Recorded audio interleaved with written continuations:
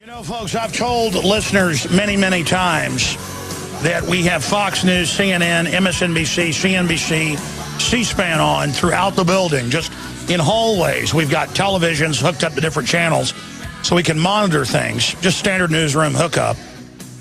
So during the break, I go back to a glass of water, and I'm watching CNN with retired military officers on saying, you're not allowed to protest when you're active duty in the military.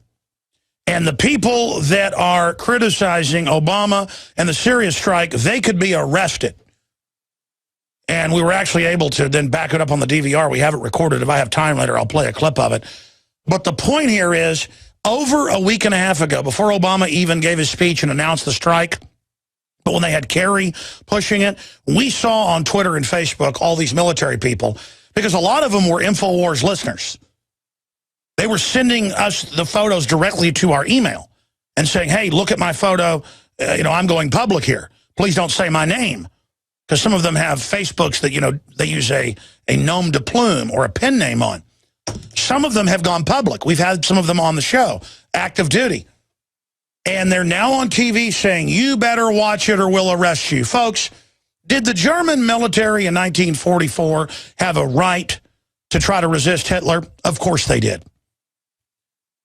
If the president was hypothetically beating children's brains out with baseball bats on the White House lawn, would it be illegal?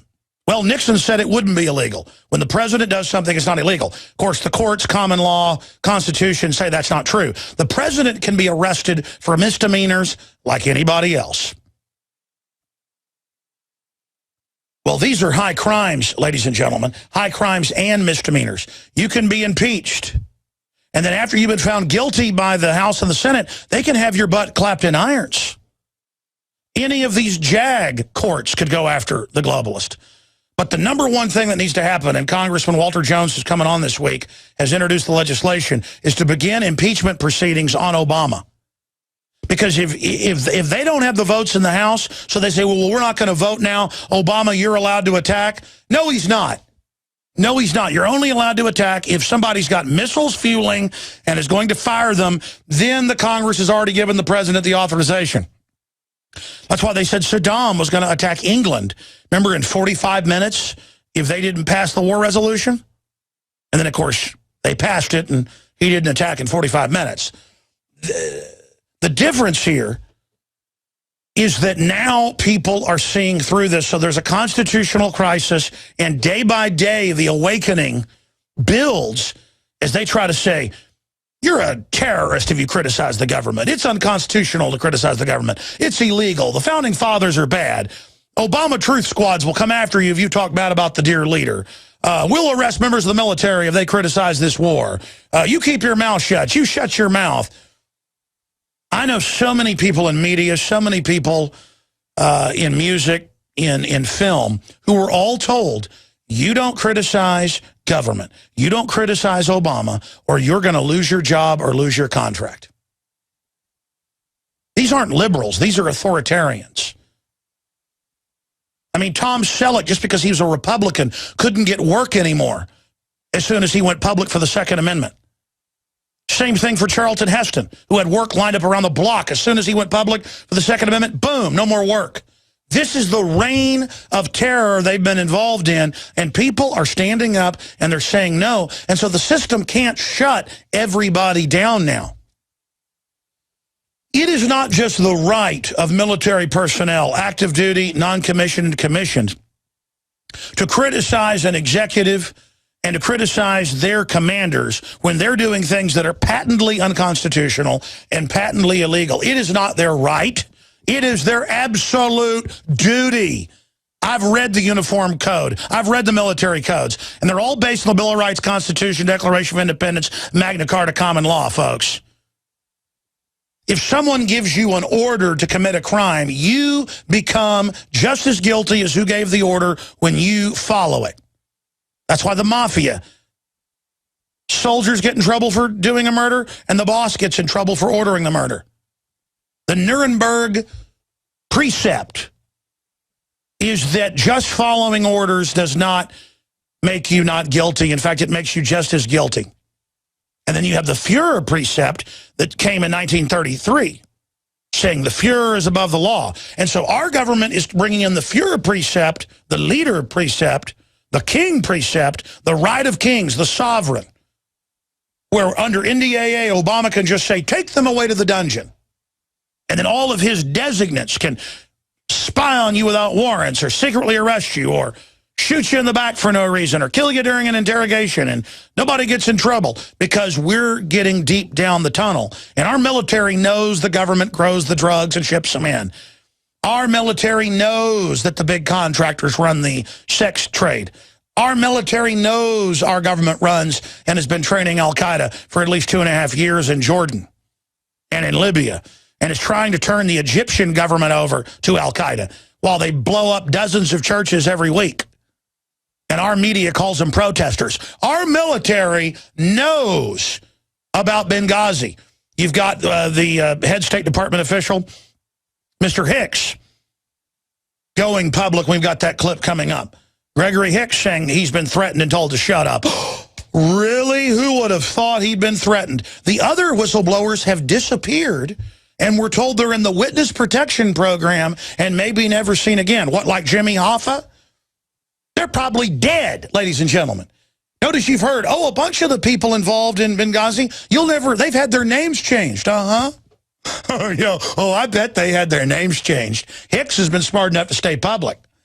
I'll guarantee you some of them are been chopped up, folks, and fed to the fishes. Because they all know. You think you're going to just know what happened in Benghazi and not be killed? The problem is that multiple situation rooms on aircraft carriers and at NATO and at CENTCOM in Florida were all watching live predator feeds of the 7-hour killing of the ambassador and others, and watched al-Qaeda haul all the missiles and weapons out of the 3 warehouses. I've talked to the military. It's all been seen. It's all known. The whole military knows, oh my gosh, the government runs al-Qaeda. Of course they run al-Qaeda. And they run al-Qaeda, and they're going to turn Syria over to al-Qaeda. And of course they ordered the rebels to launch a chemical attack. Obama says, my red line is you launch a chemical attack, I'm going to bombard and invade. Then they bombard. Then with Turkish weapons, the Israelis have been bombing them, cruise missiles. Syria's holding on, being attacked by Turkey, Jordan, Israel, al-Qaeda troops out of Iraq, U.S. NATO Special Forces. I mean, they are just blowing up every church, massacring everyone.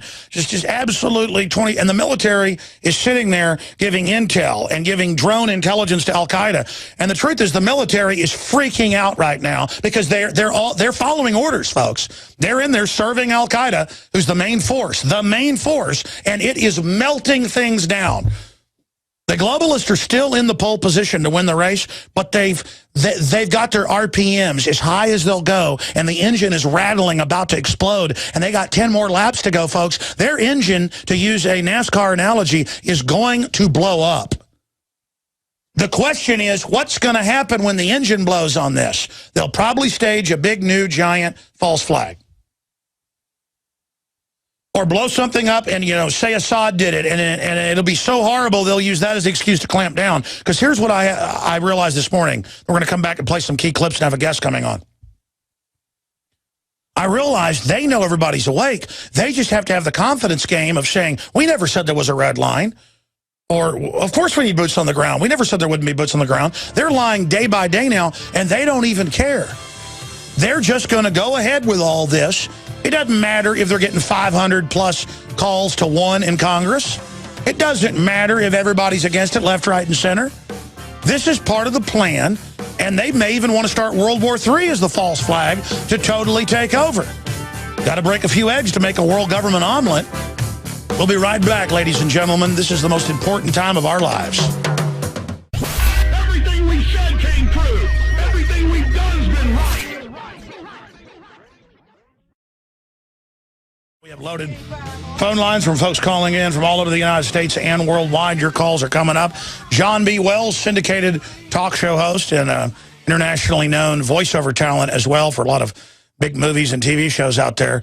A very informative, intelligent political brain will be riding shotgun with us in the entire next hour. And he'll join us at the last few minutes of this hour to give us his take on what's happening and to give us a breakdown of what he wants to cover coming up, interspersed with your phone calls. But I noticed, I was on Google News, and I saw one of the big liberal websites, I'm not going to give it a plug, attacking me and saying I'm crazy, saying that the rebels clearly launched the chemical attack to blame Assad, when you've got major governments saying that, and they call me a tinfoil hat wearer. That doesn't work anymore. You people sit up there and you defend tyranny, and then there's all these comments by Democrats saying horrible things about me and how I'm a dumb Republican and all this stuff.